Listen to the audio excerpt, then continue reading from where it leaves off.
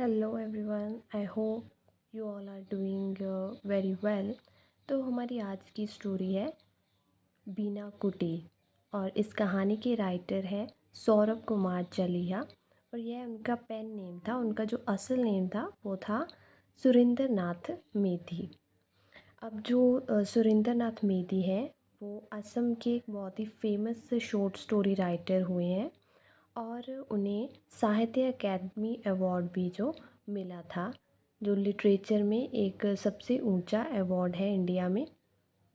और उनकी जो स्टोरी है बीना कुटीर, उसकी आज हम समरी देखेंगे।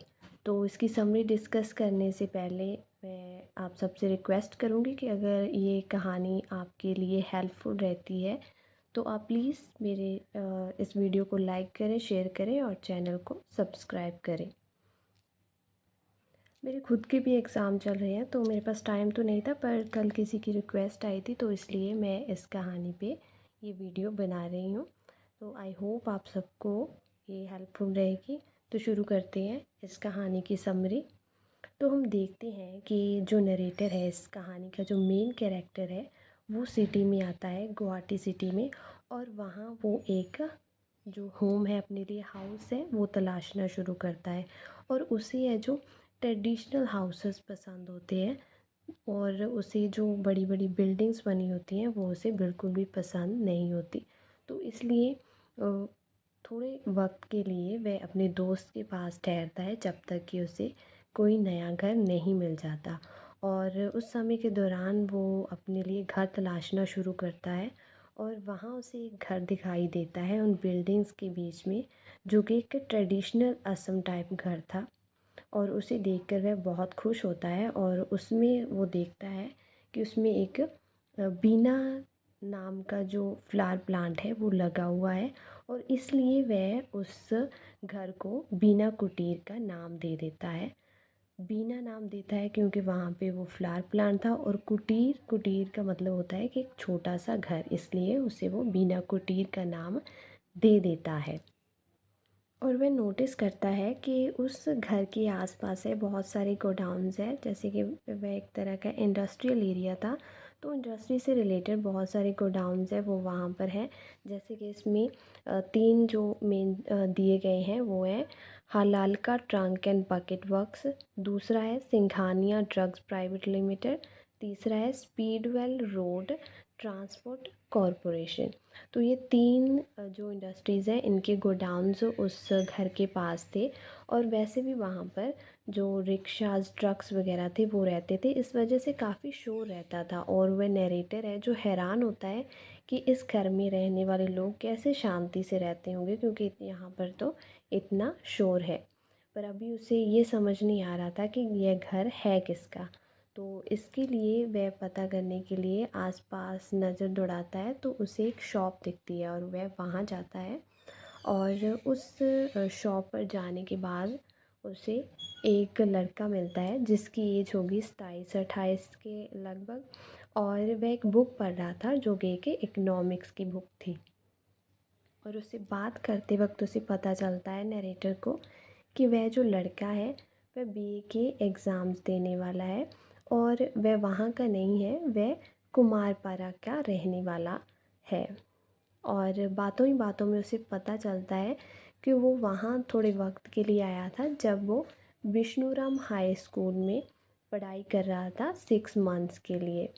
और वहाँ पर वो लड़का बताता है कि वहाँ पर एक और घर है जो प्राचीन कालिता का ऐसा ही एक ट्रेडिशनल घर हुआ करता था, पर अब इस वक्त उस जगह पर एक बहुत ही बड़ी बिल्डिंग बन चुकी है।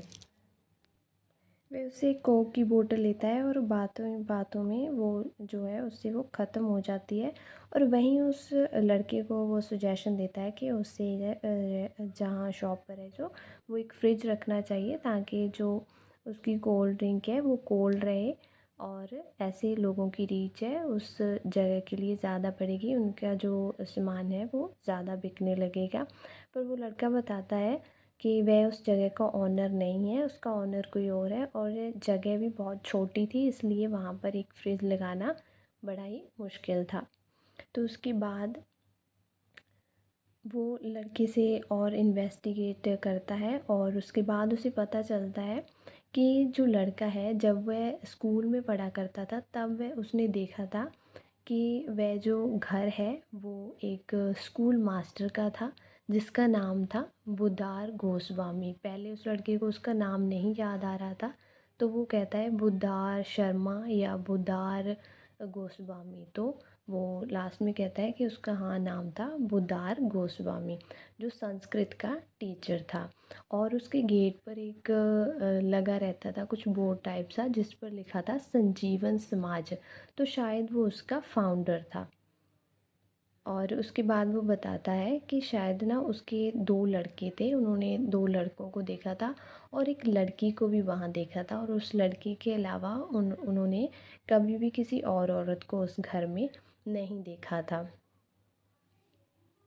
अब इसके बाद है जो वो नरेटर है, वो उससे कोक की बोतल और लेता है, वो कोका कोला लेता है और उसे पीना शुरू करता है।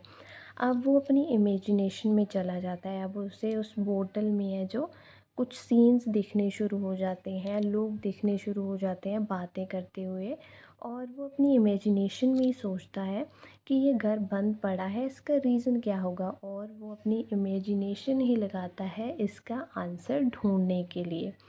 अब वो सोच रहा है कि एक सीन आ रहा है कि यहाँ पर जो दो लोग हैं वो बातें कर रहे हैं। कौन है वो दो लोग? वो उस बुदार गोस्वामी के बेटे हैं, एक जो प्रोफेसर है और एक डॉक्टर है। अब उनका नाम तो उसे नहीं पता, तो इमेजिनेशन में ही वो इमेजिन करता है कि जो प्रोफेसर है उसका नाम शायद होगा प्रेमाधर, शायद प्रमेश। तो वो चूज़ करता है कि उसका नाम है प्रमेश गोस्वामी, ठीक। और दूसरे का नाम है गणेशदा, जिससे वो प्रमेश उस टाइम पे कॉन्वर्जेसन कर रहा है। तो उनकी बातें ऐसी हैं कि जो प्रमेश है वो कहता है कि वो अपने जो पिता हैं, उन्होंने इस घर में इतनी जो नॉलेज है वो ली है, वो हमेशा पढ़ते रहते थे, और वह पैसों के लिए इस जगह को नहीं बेचेगा, इसे ऐसे ही रहने देगा। और जो गणेशड़ा है वो चाहता है कि वो घर है बिके और उस पर एक बिल्डिंग खड़ी हो, जिससे कि वो पैसे कमा सके। पर जो बड़ा बेटा है वो ऐसे लालच में नहीं आना चाहता, वो उसी घर को वैसे ही रखना चाहता है। अब इसलिए उन दोनों के बीच में एक डिस्प्यूट है वो शुरू हो जाता है, और इस वजह से वो घर इस कंडीशन में पहुंचा है जहां कोई नहीं रहता, और ऐसा वहाँ पे सब कुछ बिखरा हुआ है। पर जैसे ही वहाँ पर कुछ और लोग आते हैं शॉप पर और उनका शोर आता है, तो वो अपनी इमेजिनेशन से बाहर निकलता है नरेटर, और वहाँ से चला जाता है। अब वो दूसरे दिन फिर उसी जगह आता है। दूसरे दिन जब वो आता है तब वो देखता है कि वह लड़का है जो वो शॉप पर नहीं था, बल्कि शॉप ऑनर है वो जो शॉप पर है।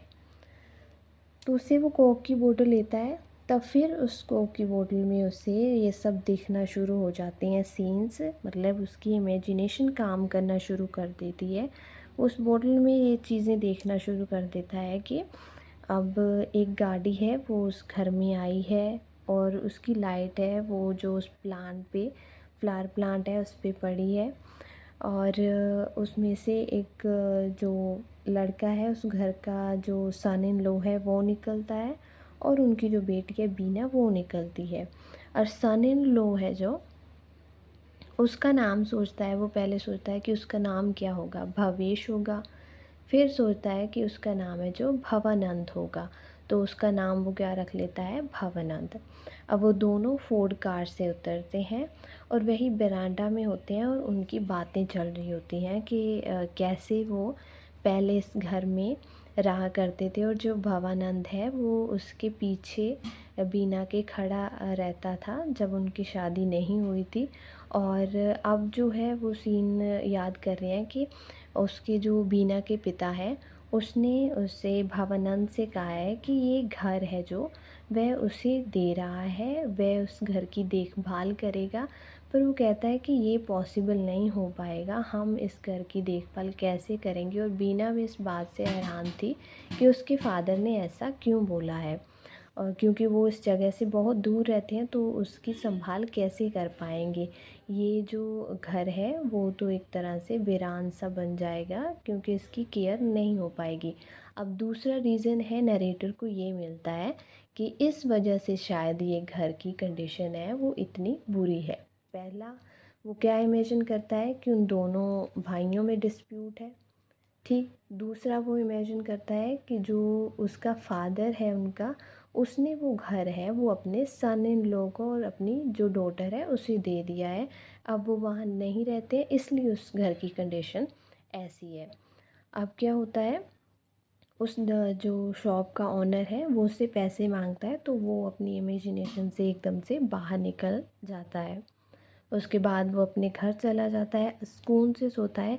फिर अगले दिन उस शॉप पर जाता है, वहाँ फिर वही लड़का होता है जो पहले दिन उससे मिला था। अब वो क्या करता है, उससे फिर कोक की बोतल लेता है। वो फिर है जो उस कोक की बोतल में वो सारी चीज़ें देखनी शुरू कर देता है, मतलब उसकी एक इमेजिनेशन है वहाँ पे शुरू हो जाती है। अब वह देखता है कि एक यंग मैन है जिसकी उम्र 30-32 साल है और उसकी जेब में है जो वो स्टेथोस्कोप है वो पड़ा था, जिससे ये पता चल रहा है कि वो कौन है, डॉक्टर है वो जो बुद्धार गोस्वामी है उसका छोटा बेटा है, ठीक। वो वहाँ पर वॉक कर रहा है अपने घर के सामने और वह सिगरेट भी पी रहा है। और वहाँ एक लड़की बैठी है जिसे वो रेहाना नाम से बुलाता है। उनकी बातों से पता चलता है कि जो उनका फादर है उसने छोटे बेटे को सपोर्ट नहीं किया था क्योंकि वो उसकी मर्ज़ी के ख़िलाफ़ है, जो डॉक्टर बनना चाहता था। अब से उन सब में से सिर्फ़ एक थी बीना जिसने उसे सपोर्ट किया था और वहीं वो जो है मिला था रेहाना से। तब से उसने डिसाइड कर लिया था कि रेहाना से वो मैरिज करेगा। अब इस बात से भी उसके जो फादर हैं वो उससे नाराज़ थे क्योंकि उसने इंटर रिलीजन है जो मैरिज की थी।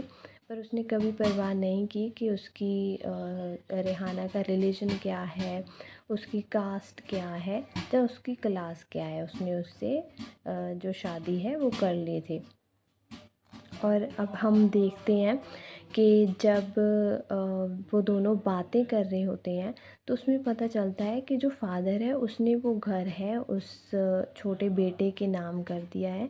पर वो कहता है मुझे वो घर नहीं चाहिए क्योंकि इन्होंने मुझे पहले तो कभी जो सपोर्ट नहीं किया है, तो मुझे इसलिए यहाँ से कुछ नहीं चाहिए।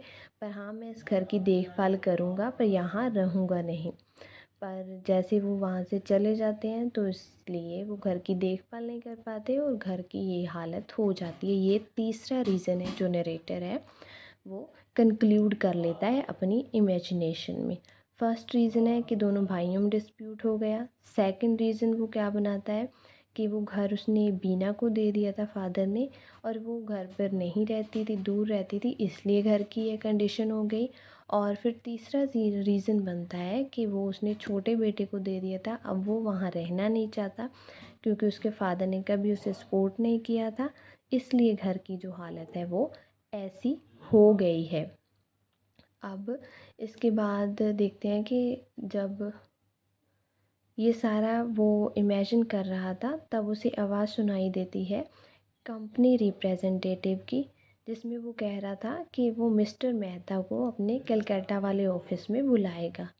इससे है क्या है, वो उसकी इमेजिनेशन है टूट जाती है नरेटर की।